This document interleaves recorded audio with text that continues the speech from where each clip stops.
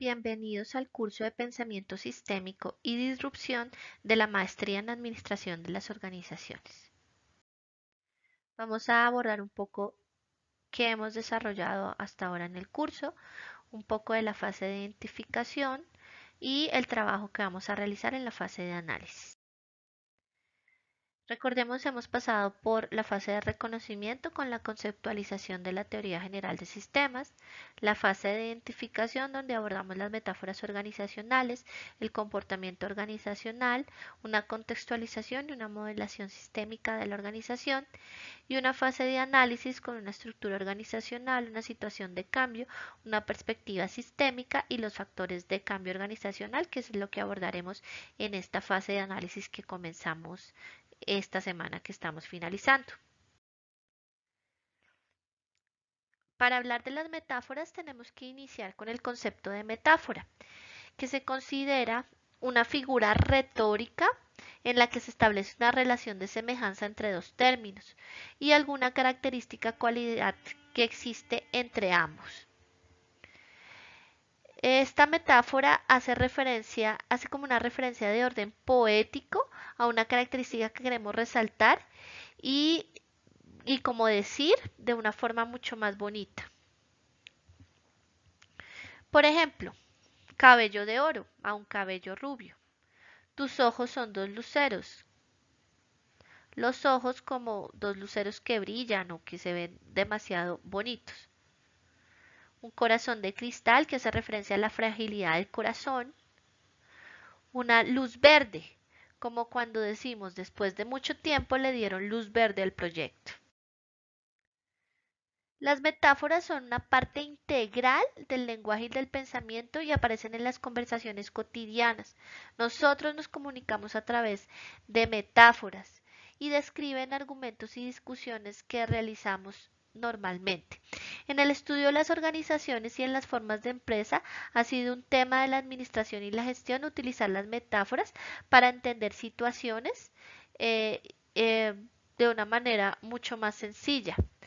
La metáfora o el empleo de la metáfora implica un modo de pensar y un modo de ver el mundo y hace que de manera más fácil comprendamos entonces una situación determinada. Las metáforas organizacionales surgen a través del estudio, el más conocido es el de Gareth Morgan, y él nos habla de la organización como una máquina, la mecanización se toma el mando, la organización como un organismo vivo, la naturaleza interviene, la organización como un cerebro hacia la autoorganización, las organizaciones como culturas, donde se da una creación de la realidad y donde subyace una organización como una estructura política y una organización como instrumento de dominación, la organización como flujo de cambio y transformación y otros tipos de organizaciones que ya abordaremos. Bien, la metáfora de la organización como una máquina se concibe donde cada elemento de la organización tiene un claramente definido un rol y se usa para la generación de la productividad. Tiene que ver con la teoría clásica de la organización, donde se da el diseño de organizaciones mecánicas con tiempos y movimientos medidos, con mucha relación con la teoría científica establecida o la dirección científica establecida por Frederick Taylor, donde el trabajo está organizado hasta el más mínimo detalle y bajo el mando de unos directivos y se expone una estructura centralizada. Las características de este tipo de metáfora o de organizaciones mecanizadas es la unidad de mando, el staff de una línea de control, eh, la división del trabajo, la subordinación de los intereses individuales o los intereses generales, la estabilidad de la ocupación del personal y la centralización de la autoridad. Como ventajas tenemos que se puede desarrollar una tarea de orden lineal como una línea de producción y se busca la precisión dentro de este tipo de organización, pero también esto nos da una desventaja que es la dificultad para la adaptación a los cambios. Se presenta otra ventaja que es la búsqueda del aseguramiento de la calidad y el aprovechamiento de la producción en serie, pero esto nos genera pues importantes grados de burocracia. Y un beneficio también o una ventaja es que la parte humana de esta máquina que se considera la organización debe ser obediente, debe mostrar obediencia y un comportamiento acorde con lo que se le ha asignado o ordenado, pero esto nos trae una deshumanización de los empleados. Pasemos ahora a la metáfora de las organizaciones como seres vivos o como organismos. La metáfora orgánica pretende entender las organizaciones como sistemas interconectados con un enfoque de necesidades de cada individuo y altamente relacionado con el entorno, donde cuentan las dimensiones de la organización, como son los subsistemas con necesidades vitales para satisfacer de forma mutua o aceptable eh, pues la necesidad misma del sistema. Tiene la posibilidad de que se generen procesos innovadores y tiene, tiene también el factor de poder comprender y desenvolverse en el mundo de las organizaciones para la identificación de procesos de necesidad. Con esta metáfora se hace una contribución al desarrollo organizacional porque se recalca la virtud de la forma orgánica de ser de un organismo vivo de la organización y se promueven los procesos innovadores. Esto también permite que se identifiquen distintos tipos de especies de organización, teniendo en cuenta que, al igual que en la naturaleza existen muchos tipos de organismos, así habrán muchos tipos de organizaciones. Se busca también la planeación o la dirección, siempre buscando satisfacer todas las necesidades de los subsistemas de la organización. Como desventajas es que este tipo de metáfora puede crear una ideología, lo cual no es beneficioso para la salud de la organización y que pueden llegar a ser muy frágiles por considerarse como sistemas vivos, puede llegar a tener una alta fragilidad porque tienen muchas ideas, muchas visiones, muchas normas y su estructura es más frágil y provisional que la de cualquier ser vivo. La metáfora del cerebro es una metáfora que nació con Carl Friedman en el 71 y básicamente habla de que las organizaciones que funcionan como cerebros dependen de los procesos de información. Al igual que las personas, las organizaciones funcionan bajo un proceso de información incompleta, ya que solo es posible explorar un número limitado de alternativas relacionadas con la decisión. Al contar con mayor información, aumentará eh, la confiabilidad de la decisión. Básicamente, estas organizaciones toman el todo en sus partes, crean conectividad y redundancia, crean simultáneamente especialización y generalización y tienen la capacidad de autoorganizarse. Dentro de esta metáfora tenemos la ventaja de contar con organizaciones innovadoras, organizaciones capaces de ser abiertas, organizaciones que aprenden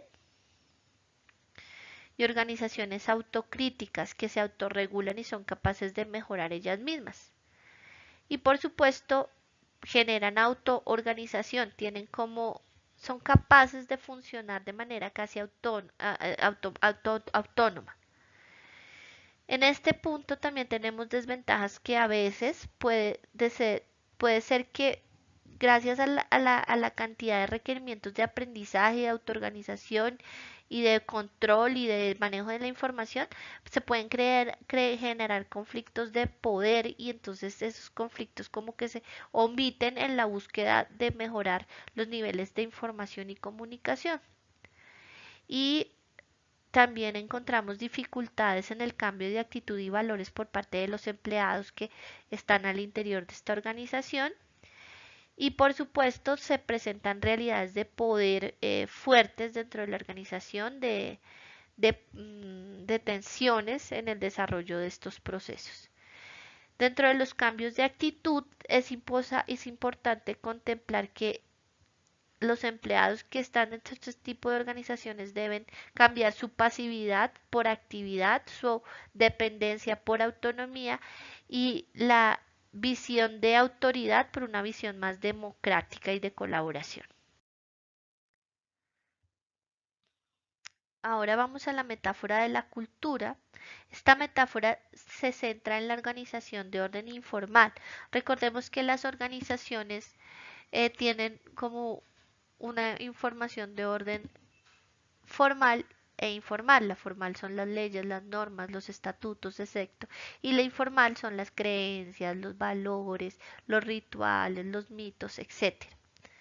En este sentido, cuando hablamos de una metáfora de la cultura, es cómo se le da sentido y significado a los símbolos, al lenguaje, a los mitos, a los rituales que hay al interior de esas organizaciones, y dentro de esta dinámica se observa el establecimiento de roles o papeles y arquetipos de comportamiento. La metáfora se fundamenta en la gestión enfocada en el ser humano y en las relaciones que tiene ese ser humano, creando unas realidades organizacionales. Esta metáfora presenta la identidad organizacional, creada a través de los valores, el lenguaje y la realidad propia de la organización como ente social. Mediante esta metáfora se analiza el comportamiento organizacional y le da sentido y propósito a la organización. En el centro entonces subyace la interacción que se da de orden cultural y cómo alrededor de ella tenemos actividades sociales, creencias, valores y la parte de la estructura formal e informal de la organización. Como ventajas tenemos que se contienen elementos simbólicos y significados compartidos con toda la organización y una representación de orden social. También tenemos como desventaja la manipulación que esto puede desarrollar. Como ventaja tenemos que este tipo de metáfora contribuye a la comprensión de todo el cambio organizacional, pero también tenemos que se dan resistencias al cambio. En ese orden, uno puede pensar que dentro de una cultura organizacional pueden subyacer valores que no son los valores más adecuados. Hay organizaciones, para uno el valor de la solidaridad es importante. Socialmente, generalmente es importante que usted sea solidario, pero hay organizaciones que en su interior valoran, o sea, sopesan mucho, con mucha más importancia el valor del egoísmo al interior de la organización. Dentro de entonces la metáfora de la cultura tenemos a la organización entendida como una estructura de orden político donde hay conjuntos de intereses, conflictos y juegos potenciales que configuran las diferentes actividades organizacionales. La idea de la organización como estructura política proviene de los intereses que divergen.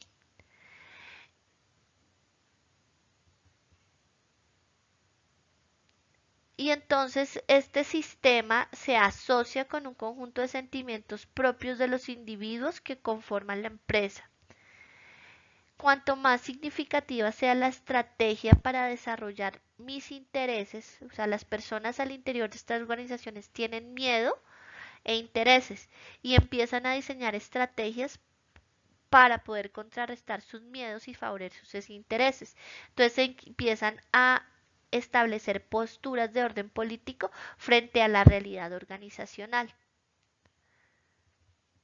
Encontramos así que tenemos eh, una organización que se preocupa por favorecer intereses de unas posturas determinadas frente a los intereses de otras posturas, pero siempre teniendo en cuenta como esa relación y esa estructura de los seres humanos. Tenemos también la metáfora organizacional como instrumento de dominación, donde las organizaciones utilizan a sus empleados para conseguir sus fines, o sea, los usan como personas, donde imponen su voluntad frente a estas personas, donde son criticados y donde de alguna manera se desarrollan de manera conspirativa. Esta metáfora de instrumentos de dominación trae consigo también la alienación psíquica o las organizaciones concebidas como cárceles psíquicas donde las personas están atrapadas por sus pensamientos, ideas y creencias y por preocupaciones originadas por la misma cultura organizacional y por la misma cultura para poder manipularlos y poder subyugar aspectos de orden ideológico. La siguiente metáfora es la de flujo y transformación. Esta metáfora nos habla de la transformación que se da alrededor del mundo y de cómo esto va generando una dinámica y un significado al interior de la organización. Esas imágenes de cambio se manifiestan a través de la autopoiesis de nuestras propias acciones y que podemos manejar procesos de cambio a través de procesos de autorreferencia con el otro. También se habla como una red de causalidad recíproca conformada por los procesos originarios de reacciones positivas y negativas y que dentro de esas causalidades, esas reacciones positivas y negativas, se va dando un proceso de cambio dialéctico con contradicciones marcadas.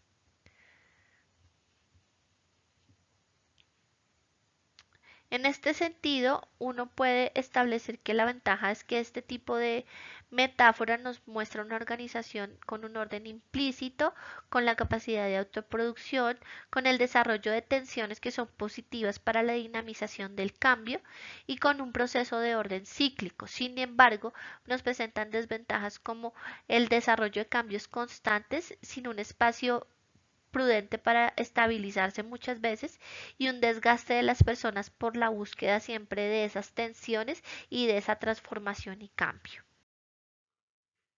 Existen otras metáforas organizacionales que se han desarrollado, como la de Hillera en 82, que hablaba de la estructura humana como la organización como una estructura humana que puede asemejarse a los sistemas del cuerpo, donde se ve un poco más compleja esta estructura. Como lo trabajó Lessemen, como un árbol de conocimiento que relaciona el conocimiento de la teoría organizacional con un árbol donde se tiene raíces fuertes, tallos centrales de conocimientos y casos o desarrollo de nuevos procesos como los productos que serían los frutos.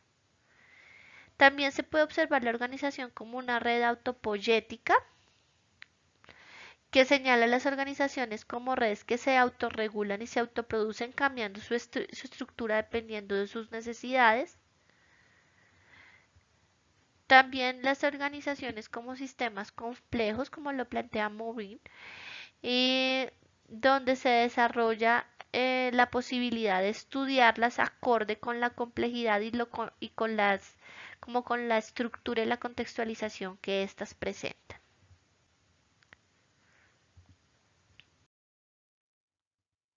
Diseños y estructuras organizacionales. La estructura y el diseño organizacional es una preocupación de cómo se va a llevar a cabo el trabajo y de manera eficiente y de cómo vamos a hacer el logro de los objetivos a alcanzar. Para ello, la organización siempre debe tener claro la identificación de sus actividades y de qué manera se va a desarrollar el logro de objetivos. Para ello es importante tener claros los niveles de complejidad de los sistemas. Contamos con un subsistema donde están los componentes del sistema. En la empresa podríamos considerar el subsistema como las áreas que tiene la empresa. El siguiente nivel de complejidad será el sistema, que es la empresa como tal, como una totalidad coherente, y el siguiente nivel será el suprasistema, que es el medio que rodea al sistema, o sea, el contexto o la realidad en la que se mueve la empresa. Para el diseño de las estructuras organizacionales es importante tener claro los objetivos establecidos. la identificación y clasificación de las actividades necesarias para el logro de esos objetivos y la definición de los niveles de decisión para la ejecución y los mecanismos de coordinación que se necesitan para ello. La identificación y la clasificación de las actividades dentro de una organización, se relacionan fundamentalmente con la identificación de los procesos que son relevantes y que se deben llevar a cabo. Los procesos son grupos de tareas lógicamente relacionadas que emplean los recursos de la organización para dar unos resultados establecidos. Estos procesos siempre reciben una entrada, como se observa aquí en la presentación, son transformados a través de unos procesos y dan una salida o producto. Este es el punto de vista sistémico y se pueden modificar las entradas y el proceso mismo a partir del análisis de los resultados que se obtienen a través de la retroalimentación que se da. Entonces tenemos la entrada, la estructura o procesos, la salida y el suprasistema o entorno que es el que acoge todo este sistema. De acuerdo con la empresa que uno esté estudiando, uno va a encontrar diferentes diseños y estructuras organizacionales. Tenemos estructuras organizacionales que se definen como las distintas maneras en que se puede dividir el trabajo dentro de una organización para alcanzar el mismo nivel de coordinación orientándolo al logro de los objetivos. En ese orden tenemos lo que conocemos como organizaciones jerárquicas, de una estructura organizativa vertical, donde cada entidad está subordinado a una entidad única.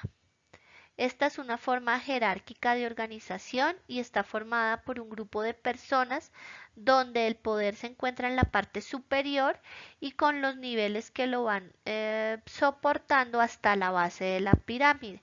Normalmente este tipo de estructura y de organización es la que se observa en la mayoría de las empresas. Encontramos así el nivel de ejecución o nivel operativo que estará en la base de la pirámide, el nivel intermedio donde estarán los jefes, el nivel donde están los gerentes también y el nivel de dirección donde estarán los directores. Los miembros de estas estructuras jerárquicas se comunican de manera con su superior inmediato o con sus subordinados. No existe una comunicación lateral, sino es una comunicación de orden vertical. Bueno, las estructuras horizontales u organizaciones planas nos muestran una estructura donde existen pocos niveles de jerarquización, la intervención la comunicación entre los directivos y el personal es muy directa. Normalmente las personas o empleados están muy bien capacitados para que sean mucho más productivos y que se involucren en los procesos de toma de decisión y no es necesario estarlo supervisando todo el tiempo. Esa es como la característica de este tipo de organización. Tenemos también tipos de estructuras organizacionales. Entonces, dentro de los tipos de estructuras organizacionales tenemos la funcional, que es la más común en todas las organizaciones. Esta normalmente establece como unos niveles de división del trabajo, donde se agrupan las principales actividades o funciones con las que se realiza el objeto de la organización, ventas, mercadeo, recursos humanos, en cada una de esas funciones que observan allí en pantalla, y cada grupo funcional dentro de la organización se integra de manera vertical y jerárquica. Por ejemplo, un vicepresidente de marketing que pues tiene a cargo toda la gente de marketing de la compañía. Los empleados dentro de estas dimensiones funcionales tienden a realizar un conjunto especializado de tareas en esa función específica. En ese sentido, un departamento de ingeniería estará integrado únicamente con ingenieros. Esto conduce a una eficiencia operativa dentro del grupo, sin embargo puede conducir a una falta de comunicación entre los grupos funcionales dentro de la organización, lo que hace que la organización sea lenta e inflexible. Bueno, pasemos a la siguiente estructura, que es la divisional. Es que dentro de la organización hay una división donde se contienen todos los recursos necesarios y las funciones dentro de ella. Las divisiones se pueden clasificar desde diferentes puntos de vista. Es decir, la división para América Latina o la división para Europa o la división de bombillos, la división de petróleos, donde tienes todas las funciones. Entonces tienes sistemas, tienes mercadeo para petróleos, la selección de personal, todo lo que necesitas como división dentro para funcionar lo tienes allí. O puede haber una, o digamos que uno tenga una empresa de vehículos, entonces tienes la división de vehículos deportivos, de vehículos compactos, de automóviles de lujo y dentro de cada una vas a tener mercadeo, personal, etcétera, para el desarrollo de los procesos. Y por último tenemos la estructura matricial que se organiza por funciones y productos. Esta estructura combina lo mejor de las dos estructuras ya vistas y se utiliza para llevar a cabo como proyectos específicos dentro de las organizaciones. Eh, las ventajas de esta estructura es que las personas pueden ser elegidas de acuerdo con las necesidades de ese proyecto. Los equipos son dinámicos y capaces de ver los problemas de manera diferente porque como hay como una interdisciplinariedad y los gerentes del proyecto son los directamente responsables de completar el objetivo planteado. Dentro de las ventajas hay conflictos en la lealtad y la responsabilidad de a quién debo reportar, cuál es mi jefe directo. Normalmente como se relaciona a través de proyectos pueden ser difíciles de controlar y los costos pueden aumentar porque hay más como directivos encargados del desarrollo de proyectos. Vamos entonces a el entorno organizacional, que es una parte muy importante de este desarrollo.